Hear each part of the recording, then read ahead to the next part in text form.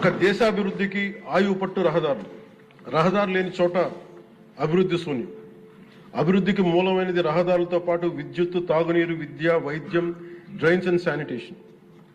దాదాపు 2 ఏళ్ల పాలనలో ప్రపంచ కప్ గెలిచిన visually challenged women cricket team captain Deepika మొదలుకొని మొన్న పోలీస్ జాబ్స్ లెటర్స్ ఇస్తున్నప్పుడు ఉద్యోగంలో వచ్చిన యువ కానిస్టేబుల్ కానీ, ఉదయగిరి నియోజకవర్గంలో స్కూల్ పిల్లలు కానీ, ఇలా ఎందరో ఒకటే అడిగారు అధ్యక్ష, మాకు కనీసం నడవడానికి, మా స్కూల్కి వెళ్ళడానికి, మా ఊర్లు వెళ్ళడానికి, మాకు రిలేటెడ్ ఊర్లు వెళ్ళడానికి రోడ్లు వేయండి అని నిండు గర్భిణీలు కూడా ప్రాణాలు అరచేతులు పట్టుకుని కొండలు గుట్టలు దాటుకునే పరిస్థితుల్లో జాతీయ ఉపాధి హామీ పథకం కింద PM జన్మన్ రాష్ట్ర ప్రభుత్వ నిధులతోటి అడవి తల్లి బాట పేరిట 625 గిరిజన గ్రామాలను అనుసంధానిస్తూ 1005 కోట్లతోటి 1069 కిలోమీటర్ల రహదారుల నిర్మాణం చేపట్టాం.